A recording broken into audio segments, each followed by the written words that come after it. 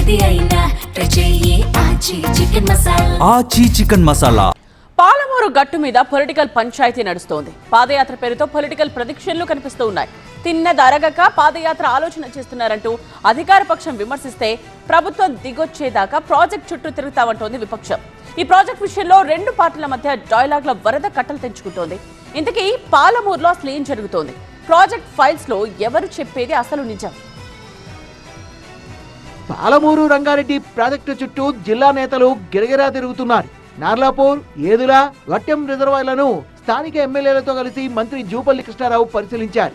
Vattem reservoir దగ్గర అధికారులతో సమీక్ష నిర్వహించిన మంత్రి జూపల్లి ప్రాజెక్టు సమస్యలు, పనుల పురోగతి గురించి అధికారులను అడిగి తెలుసుకున్నారు. సందర్భంగా బీఆర్ఎస్ పై విమర్శలు చేశారాయన. తిన్నది అరక్క, రాజకీయ లబ్ధి కోసమే బీఆర్ఎస్ నేతలు పాదయాత్ర చేసేందుకు సిద్ధమయ్యారంటూ విమర్శించారు. రాజకీయ పబ్బం గడుపుకోవడానికే బీఆర్ఎస్ ప్రయత్నిస్తోందని ఆరోపించారాయన. ఎవరి కోసం చేయడం కాదు, వాళ్ళు పాదయాత్ర చేస్తుంటే వాళ్ళు ఏదో తిన్నదరగా చేసినట్టే తప్ప అది రాజకీయ లబ్ధి కోసమే. మరి 80,000 కోట్లు మా లెక్క వదిలేసి మీ లెక్క ప్రకారం 80,000 కోట్లలో మీరు 25,000 కోట్లు పెట్టి ఒక్క పంపాన్ చేసి దాని నీళ్ళు నర్రలు పడేసి అక్కడి నుంచి ముందుకే రాలే, శాంక్షన్స్ ఇవ్వలే.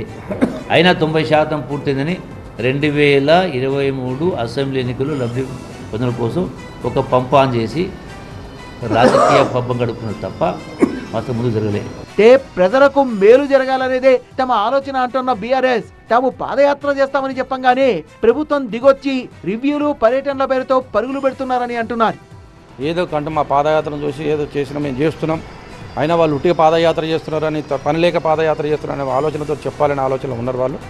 ఏదేమైనా సార్ మా సంకల్పం ఒకటే, మా ఆలోచన ఒకటే, పాలమూరు రంగారెడ్డి పూర్తి చేసే వరకు బీఆర్ఎస్ పార్టీ పేటెంట్. అది పాలమూరు రంగారెడ్డి అంటే బీఆర్ఎస్ అంటే పాలమూరు రంగారెడ్డి. దాన్ని మాకున్నటువంటి ఆ పేరును తప్పకుండా పూర్తయ్యే వరకు ఏ ప్రభుత్వం ఉన్న మెడలోంచైనా సరే పని పూర్తి చేయడానికి మేము ప్రయత్నం, పాదయాత్రనే చేస్తాం, ఏదైనా చేస్తాం, తప్పకుండా చేస్తాం. పార్టీని పూర్తి చేయడానికి మేము కొట్లాడతాం. కుర్చీ వేసుకొని ప్రాజెక్టు కట్టిస్తానని చెప్పిన కేసీఆర్ ఈ ప్రాజెక్టును పట్టించుకోలేదంటూ కౌంటర్ ఇస్తున్నారు కాంగ్రెస్ నేతలు. గత ప్రభుత్వ అంచనాల ప్రకారమే ఈ ప్రాజెక్టుకు 80,000 కోట్లు కావాలి, కానీ 10 ఏళ్లలో ఖర్చు పెట్టింది 25,000 కోట్ల రూపాయలు మాత్రమే. ఈ లెక్కన ప్రాజెక్టు 90% ఎలా పూర్తవుతుందో చెప్పాలంటూ బీఆర్ఎస్ నేతల్ని మంత్రి జూపల్లి ప్రశ్నించారు. గత ప్రభుత్వ అంచనాల ప్రకారమే 80,000 కోట్లకు ప్రతిపాదన పంపడం జరిగింది. ఖర్చు పెట్టింది కేవలం 25,000 కోట్లే ఆ ప్రభుత్వం పెట్టింది. అది కూడా సరిపోదు 80,000 కోట్లు, ఇంకా దగ్గర 1,00,000 కోట్లు పోతుంది. అంటే 25,000 కోట్లు ఖర్చు పెట్టి ఇంకా 70,000 కోట్లు ఖర్చు పెట్టాల్సి ఉండగా కూడా 90% పనులు పూర్తి చేసి మాట్లాడేది. అంటే పూర్తిగా రాజకీయ కోణంలో రాజకీయ లబ్ధి కోసం మాట్లాడిన మాట తప్ప ఇంకోటి కాదు. ఇది అంకెలగాడి కాదు, వాస్తవం కళ్ళ కనపడతా ఉంది.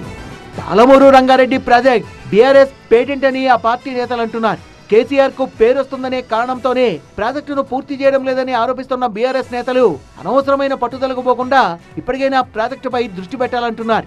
ఇవాళ 30,000 కోట్ల 35,000 కోట్లతోని అంచనా వేసినటువంటి ప్రాజెక్టు 30,000 28,000 కోట్లు ఆల్రెడీ మేము పనిచేసినాం. 30,000 కోట్లు పనిచేసినాం.